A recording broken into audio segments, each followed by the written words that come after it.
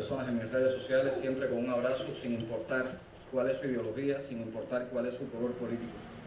Yo entiendo lo complejo que es el caso cubano, entiendo lo polémica que resulta Cuba, entiendo que muchas veces hay una especie de relación romántica, casi infantil, con relación a lo que Cuba puede significar en la mente de muchas personas. Pero yo creo que es tiempo de madurar la visión que todos tenemos sobre un país donde ya no solo es que no haya una democracia como la conocemos, es que hay una dictadura y es que muchos pensamos que hay una tiranía brutal, como pocas veces se ha visto. En mi caso soy artista, no soy político. Yo en mi Twitter, mi tweet fijo, dice que la realidad de un país está más cerca de la creación de sus artistas que de los discursos de sus políticos. Por lo tanto, cada vez que veo un conflicto en un lugar del mundo, antes de preguntarme qué dicen los partidos políticos, qué están diciendo los políticos, me pregunto qué estarán escribiendo los artistas, qué películas estarán haciendo, qué obras de teatro se representan, qué cuadros están pintando. Porque estoy convencido de que eso representa una verdad mucho más clara que lo que digan los políticos, que generalmente se mueven por otro tipo de intereses.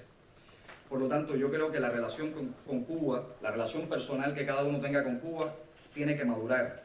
Porque en este caso, ese matrimonio entre gobierno y pueblo se ha convertido en un matrimonio fallido, donde el régimen se comporta como un marido abusivo con su propio pueblo.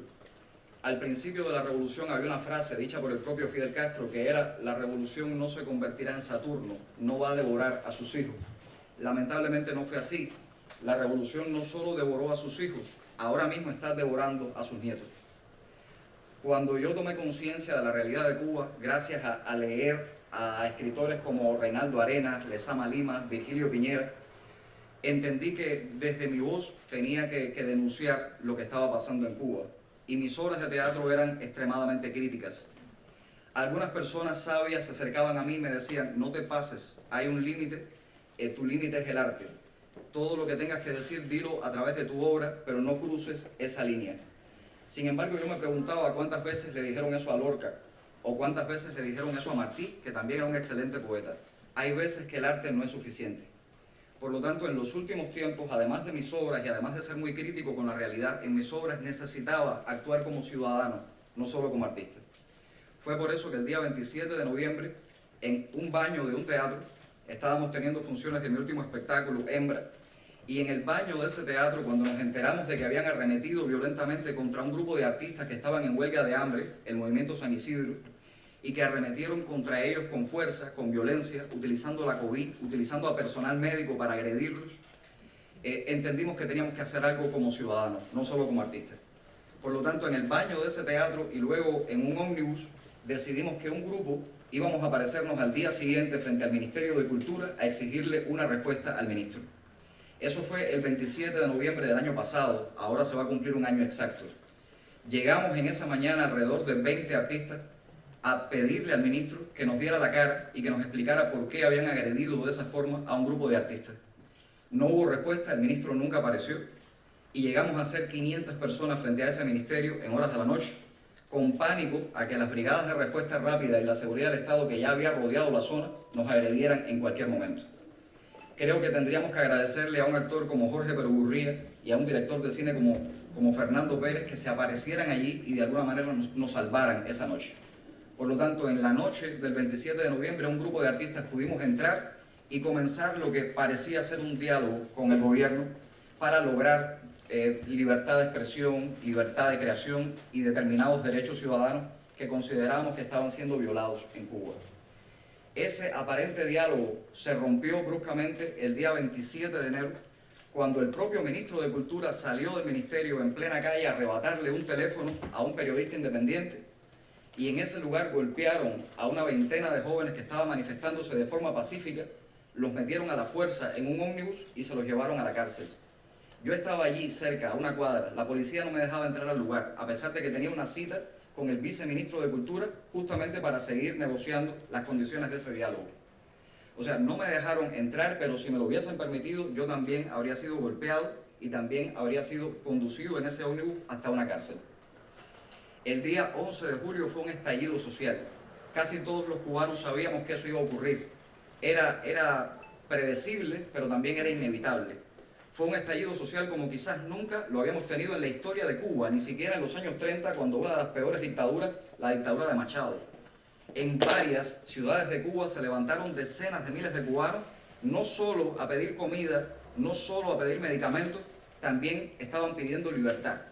También estaban gritando esa canción que se ha convertido en un himno para todos los cubanos, que es Patria y Vida.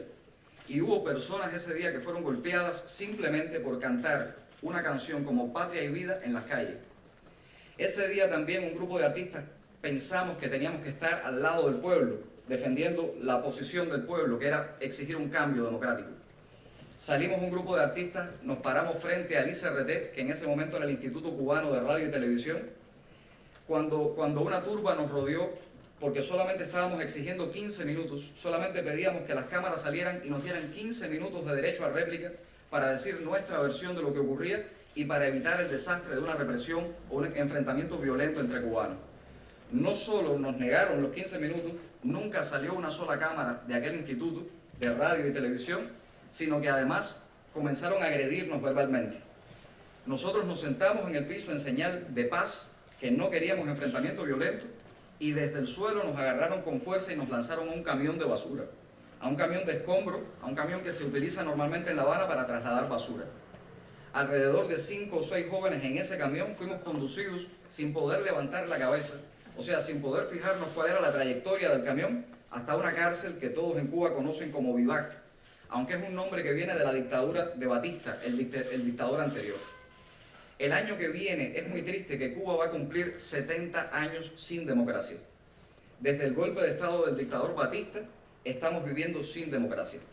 La revolución triunfó en 1959 con la promesa de que iban a restaurar la democracia, de que iba a haber bienestar para el pueblo de Cuba, de que iban a haber elecciones libres, y eso jamás se cumplió. Jamás se cumplió. Y hoy hemos visto que ha sido una larga historia con dictadura, a pesar de que los gobiernos eran opuestos, pero básicamente tenemos lo mismo o peor. Cuba ha vivido, por lo menos desde el campo artístico, la censura, la exclusión, la discriminación, la despersonalización del individuo. A todo aquel que se atreva a disentir del gobierno lo han convertido en una no persona. El escritor Virgilio Piñera al menos tuvo el valor de pararse un día delante de Fidel Castro y decirle: comandante, tengo miedo. Y ese gesto tan valiente de reconocer que tenía miedo le costó a Virgilio Piñera morir solo, a pesar de la estatura que tenía como dramaturgo, como artista. En el caso nuestro, después de ese 11 de julio, comenzamos por supuesto a ser mucho más vigilados de lo que éramos antes. Yo intenté reunirme con el cantautor Silvio Rodríguez, lo logramos, y tuvimos un diálogo fraterno a pesar de nuestras diferencias por 70 minutos. En esos 70 minutos de diálogo fraterno con alguien que obviamente piensa diferente de mi generación, por lo menos llegamos a algunos puntos en común. Silvio entendió que manifestarse es un derecho, Silvio entendió que tenía que hacer algo por la libertad de los presos, pero no pudo lograr nada, ni siquiera Silvio Rodríguez. Entendimos que pertenecíamos a generaciones diferentes, pero esos 70 minutos quizás nos demostraron que era posible un diálogo. Ahora, ese diálogo no fue posible jamás con el gobierno, porque no se trata de un gobierno, se trata de una dictadura. Y si alguien tiene problemas con esa palabra, pues bueno, también está la palabra tiranía. Pero en un lugar donde las personas son tratadas como gusanos, porque así nos llaman, donde las personas son aplastadas, amenazadas, no se puede hablar de que haya ningún tipo de democracia. Dejemos de usar adjetivos. La democracia existe o no. Existe o no. Y la democracia jamás puede ser tampoco la dictadura de una mayoría sobre las minorías. No puede aplastar a las minorías. Y en Cuba ellos supuestamente dicen tener una mayoría, lo cual es falso. Por eso no se atreven a hacer encuestas reales, por eso no se atreven a decir cuáles son los números de aprobación, porque saben que han perdido absolutamente la mayoría. Pero así todo usan la excusa de la mayoría para dejar sin derechos, para tratar como no personas, para condenar al destierro, para encarcelar a cualquiera que se atreva a decir: yo tengo una crítica, yo pienso distinto. Desde ese día que hablé con Silvio, entendí que era necesario crear un movimiento mucho más grande, que no fuera solamente un grupo de artistas. Por lo tanto, creamos una plataforma plural como Archipiélago, que incluía a personas de todo signo político, de cualquier color ideológico, que sencillamente estuviéramos de acuerdo en que Cuba necesitaba cambios democráticos y que la vía para hacerlo no podía ser la violencia, tenía que ser una vía pacífica. Por lo tanto, 2 meses antes de la fecha prevista para la marcha, anunciamos que el día 20 de noviembre queríamos hacer una marcha pacífica, una marcha cívica por el cambio. Presentamos cartas de solicitud ante las intendencias y ante el gobernador de La Habana, una carta que luego se replicó en varias provincias. La respuesta del régimen fue militar. O sea, no nos dijeron nada con respecto a la marcha, lo que dijeron es que el día 20 iba a ser Día Nacional de la Defensa y que durante 3 días iban a militarizar el país. Nosotros no podíamos ser tan irresponsables de lanzar a los jóvenes cubanos contra los militares. Esa no era nuestra intención, por lo tanto, decidimos adelantar la fecha para el 15. Ahí fue cuando vino la respuesta oficial del régimen. El intendente en persona de La Habana Vieja me llamó y me dijo que él había escrito una carta personalmente donde decía por qué razones se consideraba ilegítima esa marcha. Todas las razones que decía esa carta eran falsas. De hecho, la palabra socialismo no aparecía en la carta. Lo que queríamos era un diálogo político y que pudiera llegarse a una solución donde el pueblo de Cuba, de forma soberana, decidiera qué quiere para Cuba. Podía ser un plebiscito, podía ser un referéndum, una forma que no llevara a violencia. Pero así todo lo negaron. Por supuesto, el intendente no escribió una sola palabra de esa carta. Cuando comparamos las cartas de los demás intendentes, nos dimos cuenta de que tenían incluso la misma falta de ortografía. Había sido una carta escrita por el nivel central y que ellos, como títeres, se encargaron de replicar delante de nosotros. No bastó con eso, empezó una persecución feroz. En mi caso, voy a hablar ahora a modo personal, no solo me cortaron el internet, también me cortaron el teléfono de la casa. Me cortaron cualquier vía de acceso de comunicación, le cortaron el teléfono a mi esposa, a mi suegra, a mi suegro, a mi cuñado, a cualquier persona que tuviera cerca para que no pudiéramos comunicarnos. Luego utilizaron a la fiscalía para hacernos una amenaza directa. La fiscalía me llamó y también llamó a otros líderes en otras provincias y nos dijo que íbamos a ir a la cárcel por una serie de delitos que seguramente iba a llevar 2 décadas de condena. Cuando la fiscalía me dijo eso, entendí que no había justicia en Cuba y cuando salí en una conferencia de prensa dije que yo renunciaba al derecho a la defensa, que no iba a prestarme para un juicio que era una farsa, porque ya mi condena estaba escrita. Después el presidente de Cuba, Miguel Díaz-Canel, lo corroboró. Él dijo que en Cuba no existe la separación de poderes, no existe la división de poderes, que lo que hay es unidad de poderes. No sé si existe una democracia con justicia donde no haya división de poderes, pero ellos lo reconocieron públicamente. Ese día Díaz-Canel no solo estaba matando la democracia o la posible ilusión de democracia, estaba matando el concepto de Estado de Derecho y estaba matando incluso el concepto de república. Algunos nos preguntábamos si teníamos república en Cuba. Por esos días pusieron una película en la televisión que hizo que las redes sociales estallaran. Y la película era la película No, sobre el plebiscito en Chile. Las redes estallaron porque cuando los cubanos empezaron a ver aquella película, todos decían en sus redes, la dictadura de Pinochet y la dictadura comunista cubana son exactamente lo mismo. Y entonces uno se pregunta, ¿realmente hay una izquierda gobernando en Cuba? A nosotros nos parece que no. La mayor parte de los jóvenes que hemos llevado adelante estas iniciativas somos progresistas. Creemos en términos como justicia social. Por lo que estamos luchando es por derechos para todos los cubanos sin excluir a nadie. Sin embargo, la dictadura, la tiranía, el régimen se comporta como una casta totalmente conservadora que no tiene ningún ideal progresista y que incluso el día 11 de julio fue capaz de golpear a un joven que unos meses antes ya había sido detenido simplemente por sacar un cartel que decía socialismo sí, represión no. A ese joven socialista que se llama Leonardo Romero Negrín, ese día le partieron el tabique, le partieron las costillas, lo patearon en el suelo y cuando lo llevaron hasta una estación de policía, ahí volvieron a golpearlo con una tabla. Y no lo liberaron hasta que los hematomas fueron desapareciendo un poco. Y era un joven socialista. Entonces, ¿realmente se puede hablar de un gobierno de izquierda? A nosotros nos queda claro que no.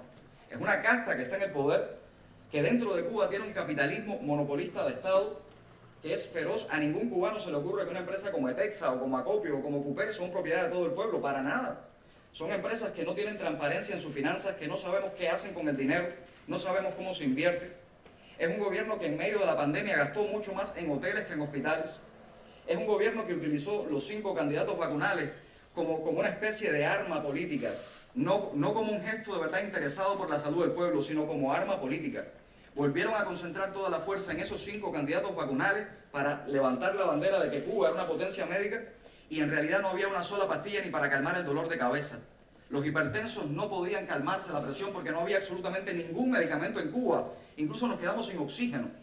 O sea, la gestión de la pandemia fue desastrosa. Desastrosa. No sabemos si las cifras son reales, pero en Cuba ya estamos acostumbrados a que casi nada es real. Es una simulación permanente.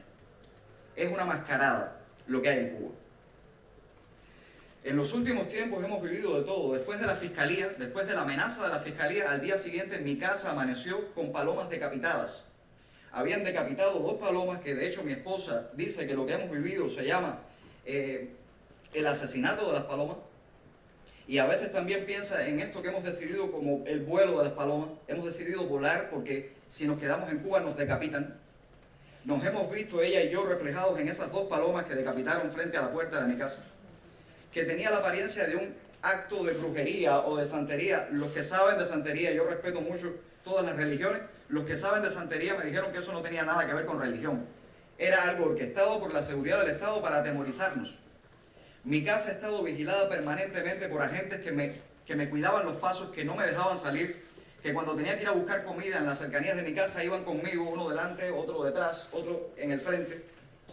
A mi cuñado hicieron que el lugar donde se estaba quedando cerca de la casa lo sacaran de ahí con un niño que tiene menos de 2 años y obligaron al dueño de ese apartamento a que sacara a mi cuñado de ahí con su hijo solamente para molestar a mi familia. A mi suegra fueron a verla 4 veces a su centro de trabajo. Ella es laboratorista. Ella tiene mucho trabajo en estos tiempos de pandemia y sin embargo le interrumpían constantemente su trabajo para molestarla, para amenazarla, para sacarle información sobre mí. A mi esposa, que es profesora en una escuela de cine, no solo habló con ella el decano, también el rector, y prácticamente la amenazaron. Le dijeron que si insistía en participar en la marcha o ser miembro de Archipiélago, iba a perder su trabajo. A 2 miembros de Archipiélago, uno de ellos médico, lo expulsaron de su centro de trabajo. Entonces démonos cuenta de que en Cuba no hay ningún tipo de democracia. Hay 3 armas que la dictadura ha usado para confundir y para que le sirvan de su mascarada y su romanticismo infantil con cierta parte de la comunidad internacional. Una es el embargo. El embargo quizás es el arma preferida del régimen, porque si el embargo se eliminara, quizás Bruno Rodríguez Parrilla, el canciller de Cuba, no tendría nada que decir en la cumbre.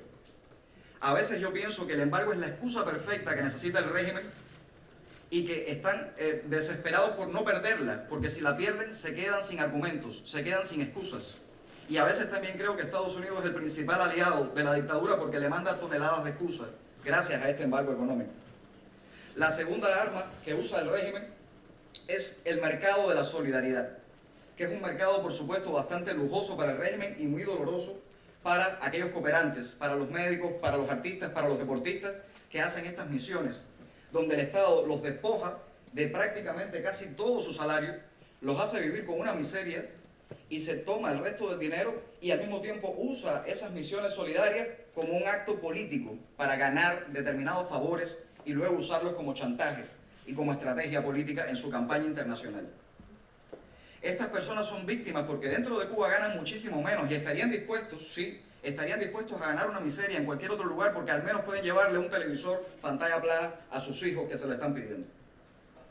Y la otra arma política que usan es esa llamada izquierda, que en realidad para nosotros nos queda clarísimo que el gobierno no tiene nada que ver con la izquierda.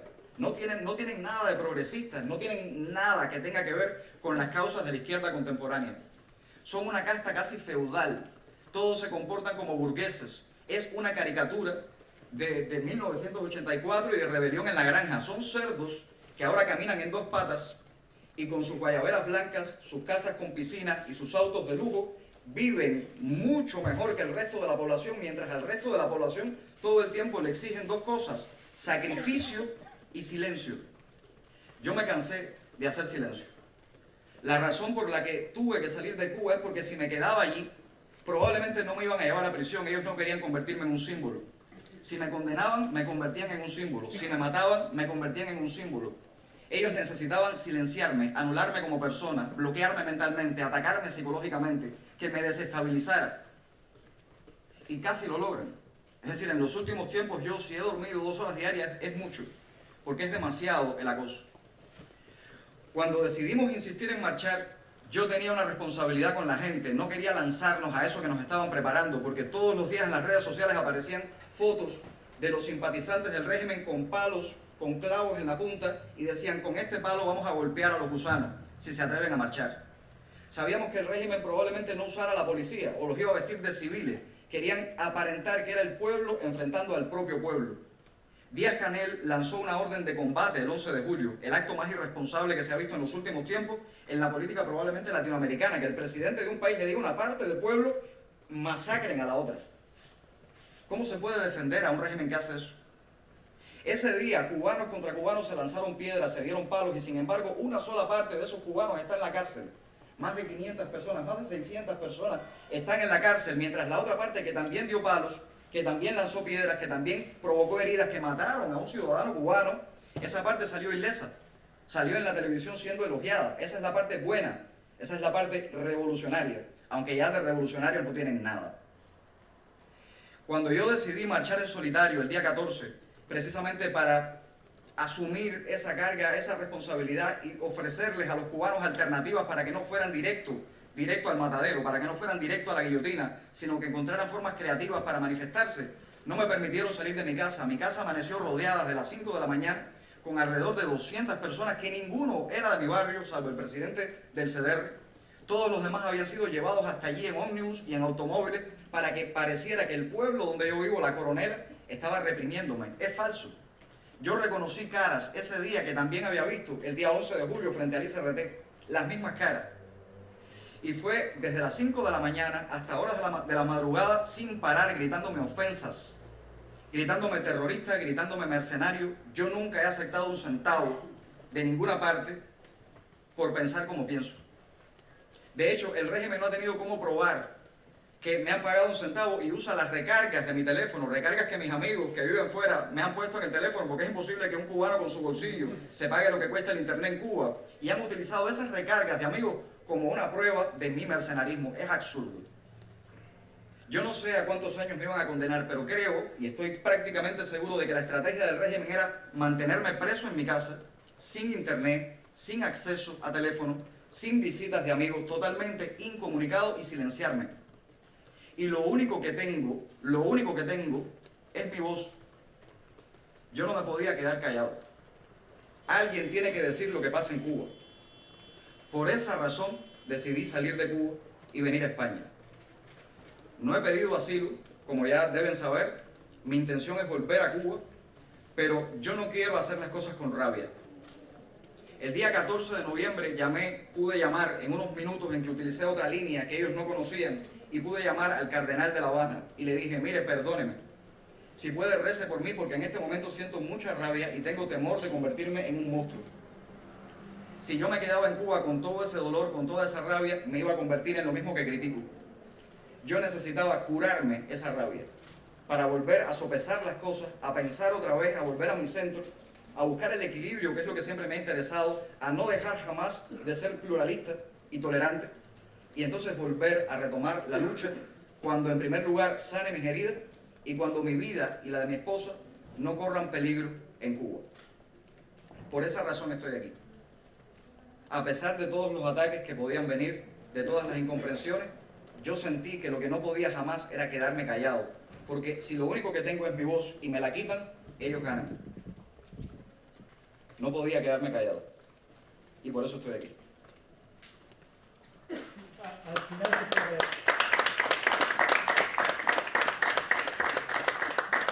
tengo dos preguntas.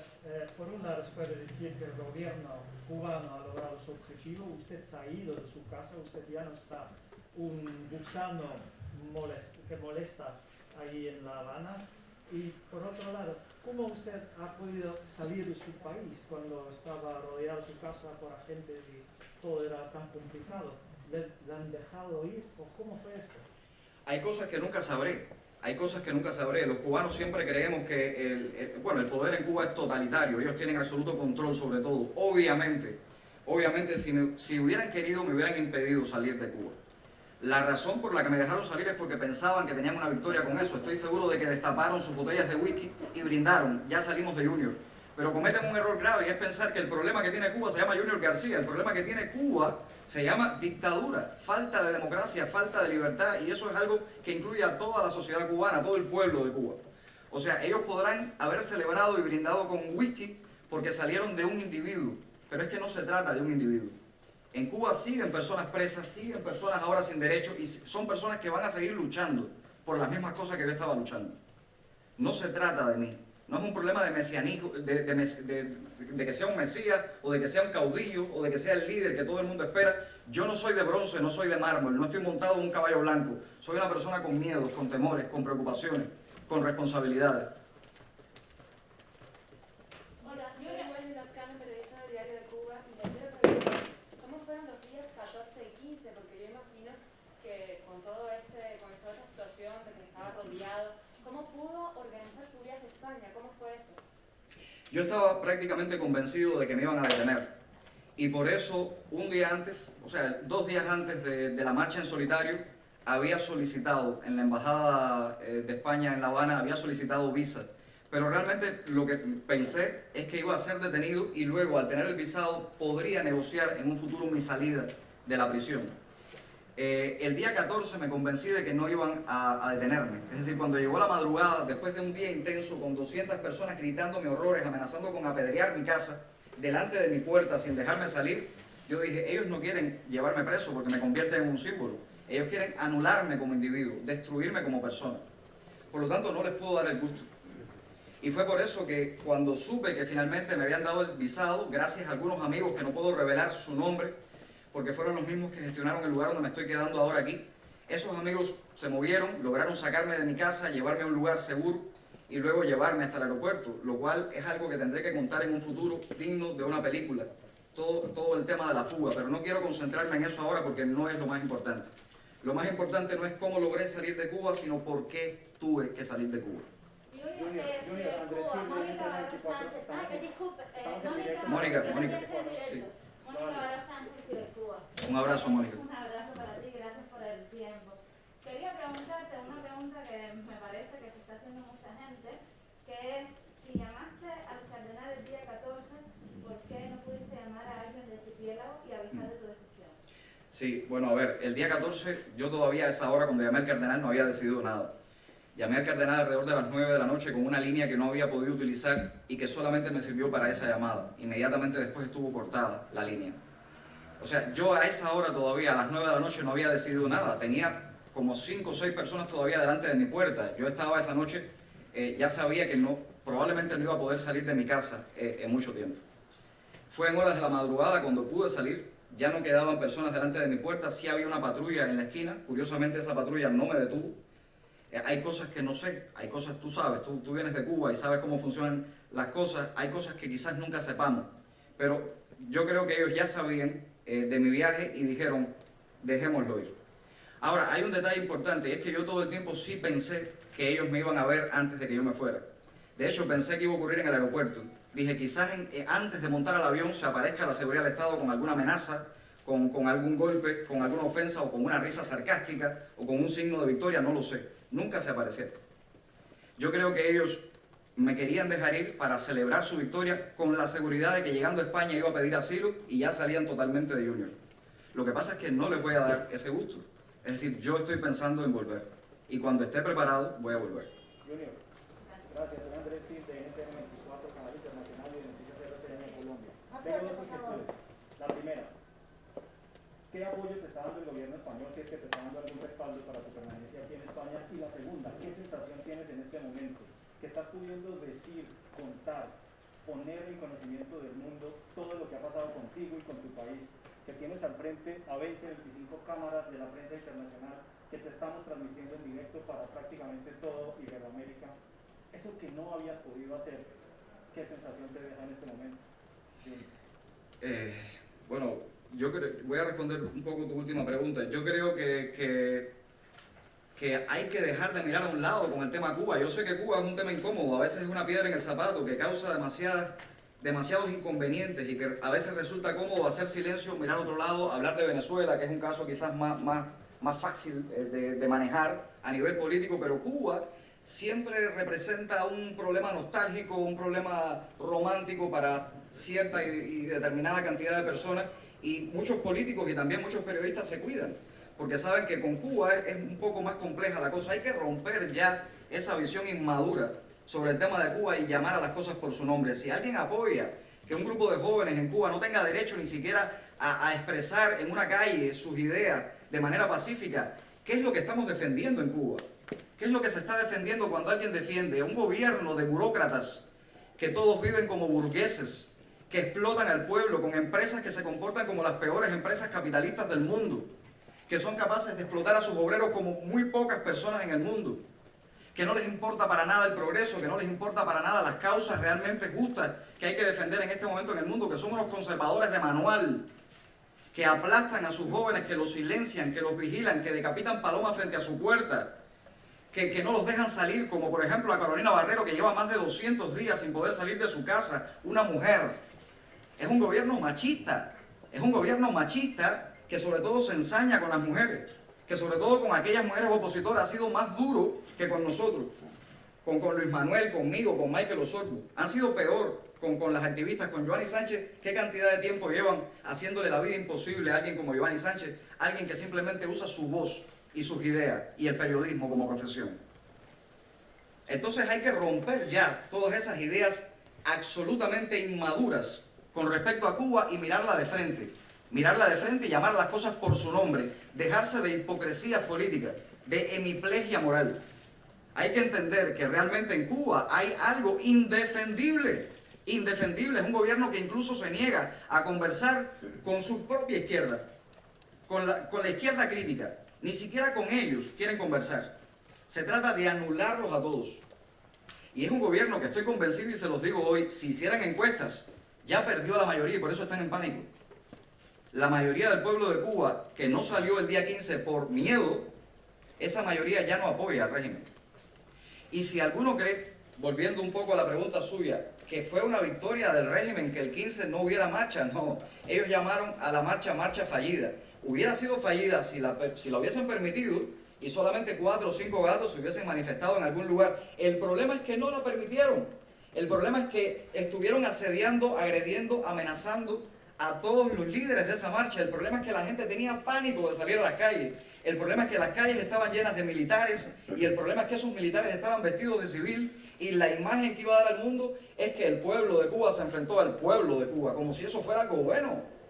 Eso hay que pararlo en Cuba, basta ya de agresividad, basta ya de sustituir un pensamiento único por otro pensamiento único, basta ya de eso. Cuba tiene que ser como Martí la soñó y jamás se ha podido lograr, un país con todos y para el bien de todos, sin exclusiones. Lo que existe en Cuba es, lo que yo viví en mis últimos días en Cuba frente a mi puerta, fue fascismo. No puedo llamarlo de otra, que me lanzaran un camión de escombros el día 11 de julio, que rodearan mi casa gritándome ofensas como si fuera un judío en la Alemania nazi, y mi vida corriera peligro simplemente por pensar diferente. Eso es fascismo. ¿Cómo alguien puede creer que eso es izquierda? Eso es de izquierda. Yo, que me he considerado toda mi vida de izquierda, si eso es de izquierda, me avisan que me retiro. Porque como ser humano yo no puedo permitir que eso sea la izquierda, ni el centro, es que no puede haber, no se trata de un lado o del otro, se trata de humanidad, una cosa que se convierte ya en algo inhumano, ya deja de ser izquierda, deja de ser centro, deja de ser derecha, es una cosa que no se puede tolerar, porque es fascismo, Junior.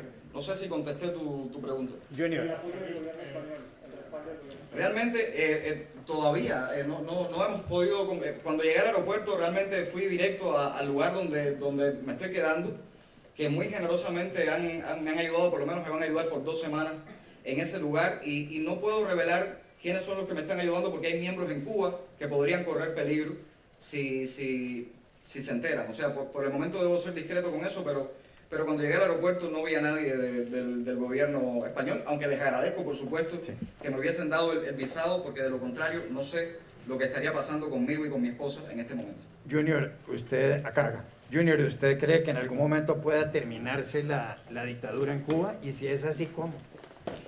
Es que el problema es el miedo. El día 15 se demostró que todavía ese terror de Estado que hay en Cuba sigue teniendo fuerza. Pero estamos en otra generación, tenemos las redes sociales, que es algo que ellos no pueden controlar. Y yo sí soy, no quiero usar la palabra optimista, es decir, yo soy una persona que está decidida a hacer todo lo que pueda porque ese día llegue, una Cuba sin dictadura. Y no estoy hablando de sustituir una dictadura por otra, porque eso jamás. No se trata de que otro grupo con ideas diferentes vuelva a tomar el control de toda una sociedad. Hay que construir una Cuba entre todos. para lograr esa Cuba entre todos no puede ser mediante la violencia, tiene que ser a través de un diálogo real, un diálogo transformador, un diálogo fraterno. Y luego dejar que sea el pueblo de Cuba quien decida soberanamente cuál es su decisión, cuál es su opción como país de manera normal. Yo sí creo que estamos cerca de eso. Sobre todo porque este gobierno que está ahora no tiene ningún tipo de liderazgo dentro de Cuba. Han demostrado ser bastante mediocres, han demostrado tener un pésimo manejo de la comunicación como gobierno y creo que ellos están conscientes de que han perdido ya por lo menos la batalla de pensamiento. Ellos están aferrados a una batalla a los golpes, siguen teniendo el control de las armas, el control de las instituciones, de la fiscalía, de la policía, de todo, y creen que esta pelea se gana a golpes. Pero esta pelea no se gana a golpes y la vamos a ganar a base de pensamiento y a base de decir la verdad. De decir la verdad. Junior, disculpa, dices que necesitas aquí. Dices que ahora necesitas un tiempo para sanarte. Yo te quería preguntar a qué es lo que te vas a dedicar específicamente en este tiempo en España y durante cuánto tiempo tienes este visado de turismo y qué piensas hacer después. Tengo un visado de 90 días. Yo quiero seguir siendo un artista. Yo no quiero matar al artista. Es decir, me voy a preocupar por vincularme con amigos teatristas que están aquí en la ciudad. Quizás pueda rescatar alguna de las obras. Quizás pueda publicar alguna de las obras. Voy a preocuparme sobre todo por eso, por la relación con los artistas. Quiero visitar a otros artistas que hay aquí en Cuba y sobre todo concentrarme primero en eso, en el movimiento cultural de cubanos que vive aquí en la ciudad. Pero por supuesto que en ningún caso voy a renunciar ni me voy a rendir de hacer lo que pueda por la gente que se quedó en Cuba, por la gente que está allí, por Daniela Rojo, que ya ayer la liberaron pero estuvo desaparecida, por los demás, por jóvenes de Archipiélago que todavía quizás estén presos, tengo que actualizarme a ver si han liberado algunos, y por aquellos más de 600 que siguen en las cárceles injustamente. Es decir, hay que hacer por esa gente, la prioridad es ellos. No, quizás la prioridad ahora mismo, y les pediría a ustedes como prensa, vamos a preocuparnos también por aquellos nombres no tan conocidos, por aquellas figuras no tan públicas, porque esa gente también importa y es a veces la que más importa, porque hay muy pocas personas que hagan por ello. Por lo tanto, hagamos visible a cada una de esas 600 personas que hoy no tienen un titular, que hoy no tienen una noticia en un periódico importante del mundo, en un canal importante del mundo. Hay que visibilizar esos pequeños problemas porque son la esencia del problema que tenemos en Cuba. Junior, quería preguntarte, ¿cómo crees que va a afectar tu salida de Cuba al activismo cubano? Yo sé que ha sido un golpe, yo lo sé, lo entiendo. Ha sido un golpe doloroso. Ayer fue un día para mí bastante doloroso. Cuando tuve que leer, porque llevaba varios días sin internet y vine a actualizarme de lo que ha pasado en las últimas 2 semanas, me vine a actualizar aquí en España, cuando logré ponerle un chip a mi teléfono. Y tuve que leer cosas dolorosas. Pero estoy convencido de que como mismo tengo que sanar mi dolor, ese dolor de otros o esa decepción de otros también va a sanar, porque el tiempo es el que se encarga de demostrar por qué uno hace lo que hace. Y en ningún caso para mí esto significa renunciar a lo que creo, renunciar a mis principios y renunciar a lograr construir un país mejor. Yo en ningún caso voy a renunciar a eso y ya lograré perdonarme yo mismo quizás por no haber tenido el valor de convertirme en piedra y de convertirme en una estatua de bronce. Quizás pedir perdón por ser humano, por pensar en mi esposa y en mi vida y por escapar de lo que iba a constituir seguramente una muerte en vida. Porque eso era lo que me esperaba en Cuba, una muerte en vida. Junior, aquí, ¿qué más tiene que pasar en Cuba para que la izquierda internacional madure y deje de ver al régimen cubano en Europa? No sé qué esperan, de verdad. No sé qué esperan. Porque es que, ¿qué más pueden hacer? Bueno, podrían matar a alguien, pero ya mataron a alguien. Es decir, el día 11 de julio murió una persona, lo mató un policía con un tiro por la espalda. Con un tiro por la espalda. Y creo que muchos en el mundo ni siquiera son capaces de decir el nombre de esa persona que murió, Lluís Laurencio. Es decir, ese nombre ni siquiera lo he visto demasiado en la prensa. Y fue un joven cubano al que mataron con un tiro en la espalda y del que no se sabe si algún policía ha sido juzgado o condenado por eso. No se sabe. Entonces, que le disparen a alguien por la espalda, ya ocurrió. Que encierren a cientos de jóvenes, ya ocurrió. Que impidan una marcha pacífica, ya ocurrió. Que aplasten a los ciudadanos, ya ocurrió. No sé qué es lo que pasa con el gobierno de España, porque incluso a mí han intentado atacarme Han intentado atacarme en los medios diciendo que soy un terrorista mercenario al servicio del imperio y todo el discurso ese que han usado toda la vida. Porque vine a España 3 días a un taller en una universidad donde conversé 1 hora y media con alguien como Felipe González. Y de pronto los medios en Cuba han dicho, miren, aquí está la prueba definitiva de que Junior es un terrorista. Conversó con Felipe González, un asesino. Y llamaron asesino a Felipe González. En la televisión nacional, y la televisión nacional, los periodistas cubanos saben que los periodistas tienen bastante poca libertad. Esos guiones los escribe la seguridad del Estado, el régimen los escribe. O sea, le están llamando asesino a un presidente que fue amigo de Fidel, que celebró con Fidel un presidente elegido democráticamente en este país, y no veo demasiadas reacciones con eso. Y ese fue uno de los ataques principales que hicieron contra mí para intentar desacreditarme, que había conversado con alguien como Felipe González. Han trucado mis llamadas, un régimen que toma llamadas personales, que las manipula, que las edita para hacer otra cosa públicamente. Es que ya no hay derechos humanos que ya no puedan violar. Tendríamos que escribir más derechos humanos a ver si quieren violar más derechos humanos. Es inaudito que un régimen que ya no puede violar más derechos porque no hay, siga teniendo una silla en la Comisión de Derechos Humanos. Es inaudito. ¿Qué es lo que está pasando en este mundo? Es decir, yo vengo del teatro y a veces algunas personas quieren comparar al teatro con la palabra mentira, y para mí es todo lo contrario. Para mí el teatro es la verdad. Cuando yo asumo el teatro, se trata de buscar dentro de mí mis verdades más profundas y lograr expresarlas con otra persona. Es decir, la verdad para mí es fundamental, fundamental. Pero eso que hay en Cuba es que no se puede decir teatro porque sería una ofensa para mi profesión. Lo que hay en Cuba es una mentira absoluta, una farsa mediocre, un espectáculo de mal gusto. Es un espectáculo de mal gusto. Si el mundo sigue aplaudiendo ese espectáculo de mal gusto, voy a perder mi fe en la humanidad de estos tiempos. ¿Qué es lo que está pasando, no? ¿Qué es lo que pasa? Alguien hace poco ahora visitaba Cuba, donde el presidente cubano, en una mascarada de unos jóvenes que sí tenían derecho a manifestarse, porque hay algunos que sí pueden, unos jóvenes con pulóveres del Che y con Viva Fidel y paños rojos, a ellos sí les permitieron manifestarse, lo cual está bien. Yo también defiendo el derecho de ellos a que se puedan manifestar, pero oiga, respeta el derecho de nosotros, de los que pensamos distintos. Bueno, pues hasta allí llegó Díaz-Canel de manera espontánea, se sentó con ellos a cantar y alguien decía, este amor de pueblo solamente se ve en Cuba. Falso, eso se ve también en Corea del Norte. Es decir, y en Venezuela. Es decir, las dictaduras saben preparar esas mascaradas. Allá quien sea tan ingenuo o tan políticamente hábil, qué sé yo, no sé si esto será muy incómodo, pero ¿cómo alguien puede creer que eso es cierto? Cuando a otros cientos de jóvenes los tienen sin poder salir de su casa por una caminata, cuando a mí me impidieron realizar una caminata de unas cuadras con una rosa blanca en la mano. Maduremos, ¿eh? Hola Junior, soy de Cubanet y quisiera preguntarte de qué manera piensas aprovechar ahora que estás en un contexto totalmente diferente fuera de Cuba para continuar con tus ideas y con tus acciones. Bueno, si he dormido poco en los últimos meses, en el último año, si he dormido poco, aquí quizás tenga que dormir menos. Y esto que estamos haciendo ahora es el principio de algo, ni siquiera me he casi sacudido el polvo del camino, no hemos podido casi ni descansar, no me he comprado ni siquiera algo para afeitarme, y ya estamos aquí, ¿no? O sea, yo creo que esto es prioridad.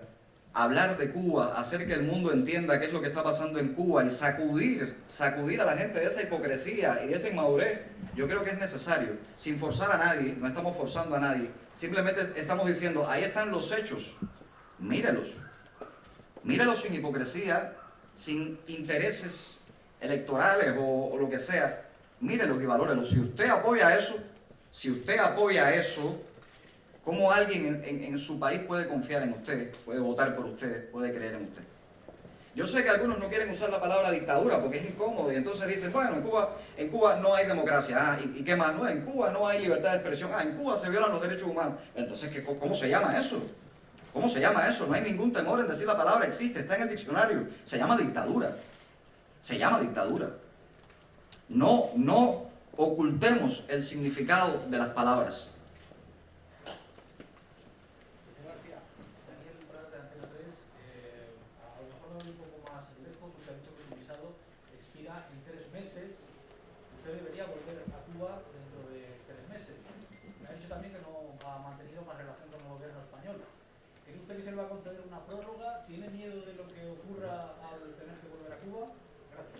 Sí, gracias.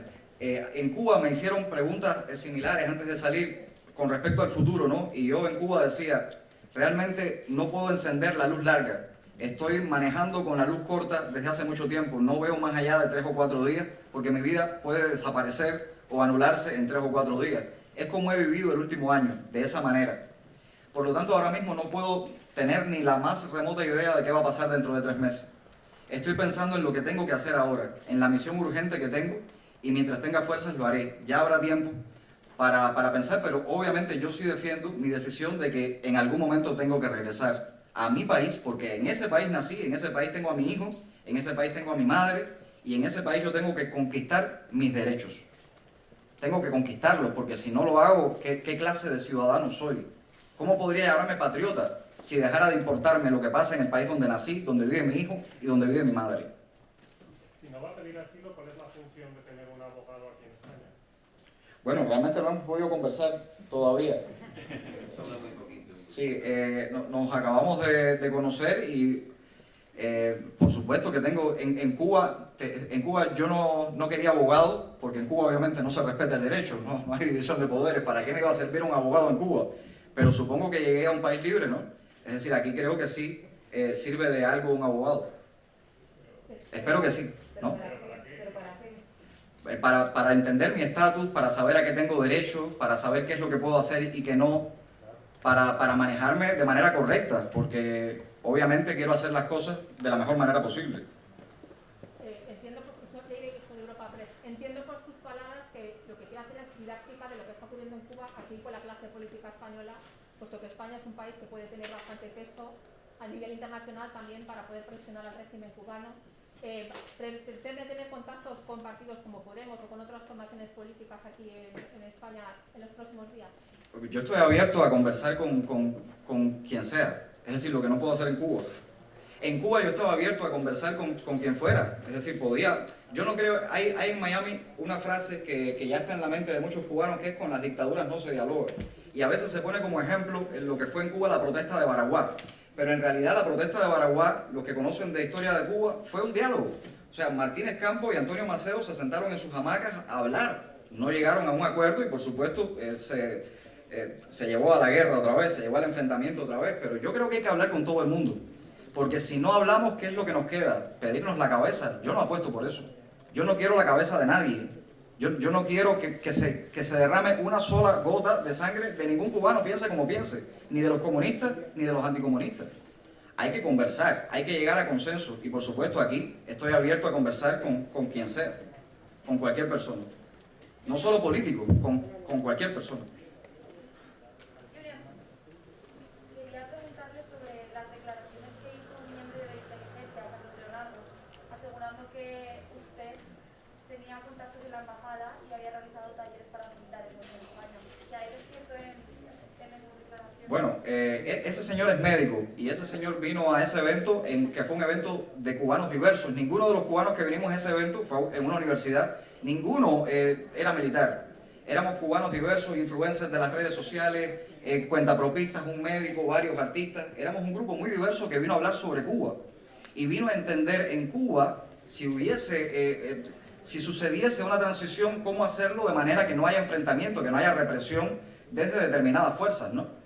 Pero ahí no nos estaban reclutando, no nos estaban dando entrenamiento. Yo cuando llegué a Cuba jamás vi a ningún militar, jamás me acerqué a ningún militar ni le propuse nada. Yo no pasé el servicio militar y tengo la suerte de jamás haber disparado con un arma de fuego. Espero no tener que hacerlo nunca. Realmente, eso para mí es una gran virtud. En mi caso, la experiencia que saqué de ese taller fue entender un poco más el contexto de Cuba, el contexto de otros países y escribir una obra que se llama Fuego, que ojalá pueda estrenar algún día y que se trata de un pelotón de fusilamiento. No sé en el caso de este señor, el agente Fernando, que ahora en Cuba la gente tiene miedo porque muchos disidentes cuando tienen que ir al hospital dicen, bueno, ¿y si el que me tiene que operar es un médico que en realidad es un agente de la seguridad del Estado infiltrado? ¿Qué garantía tengo de que no va a hacer nada contra mi vida, ¿no? Es decir, es terrible esto de los médicos infiltrados, sobre todo un tema tan sensible como los médicos. Este señor que a veces no puede completar ni una frase, en las entrevistas que ha dado en televisión, los periodistas han tenido que completarle la frase. Dice que yo en este evento dije que iba a dedicar mi vida a la contrarrevolución. Los que me conocen y los que me han leído saben que yo jamás uso esa palabra, porque yo me considero un revolucionario. Yo considero que los que son unos conservadores son los que están en el poder, pero yo soy un revolucionario. Yo quiero cambiar la realidad de mi país. Yo creo en la dialéctica, creo en el movimiento, creo en la dinámica, creo que las cosas tienen que cambiar. Son ellos los que defienden la irrevocabilidad de su mandato, de sus posiciones, de sus privilegios. Este señor tiene derecho a decir lo que quiera, pero ¿cómo se puede confiar en alguien que de pronto dice haber jurado un juramento de proteger todas las vidas y en realidad se dedica a espiar quizás a sus propios pacientes? Yo me imagino que muchos compañeros de trabajo de él se han llevado las manos a la cabeza cuando él se declaró agente de la seguridad. Se habrán preguntado cuántas cosas habré dicho delante de Carlitos. En realidad es muy triste que ocurran cosas como esa en Cuba. Y yo no estoy demeritando el papel que tiene la inteligencia en cada país, de impedir que ocurran atentados, terroristas, delitos, ese tipo de cosas. Pero vigilar a personas por cómo piensan o por lo que dicen y utilizar a médicos para ese tipo de trabajo sucio es algo realmente lamentable.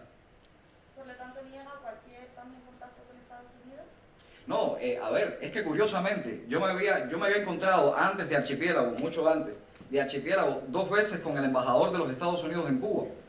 Y curiosamente, de lo que hablamos en esos encuentros, y estoy en un país libre, no tengo por qué decir otra cosa, de lo que hablamos fue del embargo, porque yo soy anti-embargo.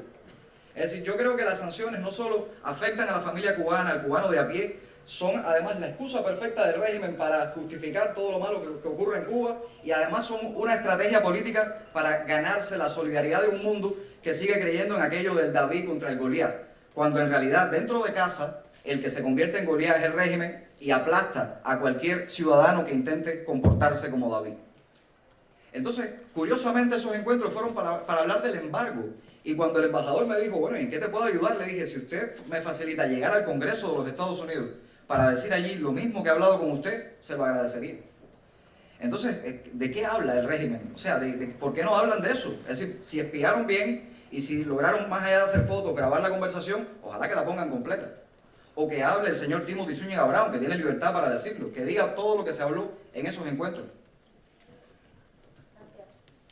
Junior, muy buenas. Soy Lázaro Mireles de Acciones por la Democracia. Quería hacerte dos preguntitas, bueno, sobre todo para los cubanos que estamos en Madrid, que tengamos un poquito claro. Bueno, me imagino que ahora estamos hablando del embargo que tiene la dictadura para el pueblo. Bueno, También. También, ¿no? Eso es. Te quiero hacer una consulta. ¿Por qué Madrid? Esa es la primera. Y segunda, hay una percepción en parte de la disidencia más cercana a la izquierda aquí en España, de que no podemos decir, cuando hacemos acciones, eventos, manifestaciones, abajo el comunismo, de que no tenemos el derecho a hacerlo.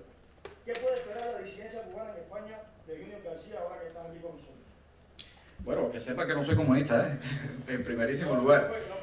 No, pero bueno, el hecho de que me considere todavía, aunque a veces me da mucha vergüenza, realmente, pero el hecho de que todavía me considere de izquierda, casi ya centro izquierda, debido a demasiadas decepciones con la izquierda, no significa que esté para nada a favor de regímenes totalitarios, excluyentes, dictatoriales. Y yo creo que lamentablemente los experimentos comunistas en casi todos los países donde se han llevado a cabo han terminado siendo eso, dictaduras no del proletariado, sino dictaduras de la burocracia que dirige los partidos y establece el pensamiento único y anula por completo la democracia y los derechos humanos de los ciudadanos. ¿Qué puede esperar la disidencia? Bueno, yo siempre me voy a comportar como un pluralista. Es decir, yo creo que estoy abierto a conversar con cualquiera, pero eso no significa, no soy un político, Eso no significa que voy a cambiar mis puntos de vista personales, mis principios, con tal de ganar determinados sectores, hacer que otros me apoyen, hacer alianzas estratégicas, para nada. Es decir, yo no voy a hacer eso jamás, porque no me interesa el día de mañana aspirar a un cargo. Por lo tanto, no tengo que empezar a hacer esos movimientos estratégicos. El día que haga eso me convierto en lo que critico. Es decir, tengo principios, tengo bases sólidas, estoy dispuesto a discutirlos con quien sea, estoy dispuesto a llegar a consenso, tampoco estoy cerrado, quizás algunos puntos de vista puedo modificarlos si la experiencia y la verdad me convencen de lo contrario, pero no voy a ser jamás un hipócrita por tal de ganar determinados sectores voy a seguir fiel a lo mismo que he sido desde hace más de un año. Yo no he cambiado nada, a pesar de que la vida sí ha cambiado para mí. Es decir, yo he recibido palos, con tantos palos que me dio la vida, como dice el poema, con tantos palos que me dio la vida, y aún no me canso de decir te quiero. Es decir, yo voy a seguir siendo el mismo, ¿eh? Y si me quedo solo, será el precio que tenga que pagar por ser fiel a mí mismo. Bienvenido, Mari. Gracias, hermano. Julio, 4 años de la Unión Europea. El TME ahora haciendo ruido acá en Europa, TME ahora por la vida y seguridad de las personas que dejan la isla, planea traer a su madre y a su hijo a España. Bueno, eso es una decisión, en primer lugar, de mi madre, que tiene que tomar ella. Yo no puedo obligarla. Entiendo que, por supuesto, por su bien, lo mejor sería, por lo menos en estos tiempos difíciles que vienen, no estar en Cuba. Y con respecto a mi hijo, bueno, su mamá tiene que tomar las decisiones en ese caso. Su mamá, siempre estaremos en comunicación porque queremos lo mejor para él. Mira, a mi hijo, por ejemplo, yo no quería... La madre me pidió que no le hablara de la situación concreta por la que estaba pasando, porque podría eso traerle consecuencias en la escuela negativas, podría estigmatizarlo, podría hacerle daño. Y llegamos a un acuerdo en el que no habláramos de política ni de lo que me estaba sucediendo con el niño. Ella también quedó conmigo en que lo iban a alejar de la televisión cuando supieran que eran los programas estos en los que me atacaban todo el tiempo. Sin embargo, yo tenía la preocupación de hablar con mi hijo algo. Yo tenía que decir algo porque estaba muriéndome de miedo con lo que él podría pensar si me llevaban a la cárcel. Y un día, sin que su madre se diera cuenta, lo senté en un lugar y le dije, te quiero hacer una pregunta. ¿Tú crees que todos los que van a la cárcel son delincuentes? Y él me frió un huevo, como decimos los cubanos, hizo este gesto de... Y me dijo, papá, si Martí estuvo preso. Y entonces que comprendiera eso con solo 10 años me dio un alivio y una tranquilidad que ya no tuve que decirle más nada. Dije, perfecto, perfecto. Yo quiero que mi hijo crezca sano, yo quiero verlo libre de amenazas, por supuesto que estoy en pánico, aunque estoy seguro de que en fin, no quiero hablar de eso. Perdón.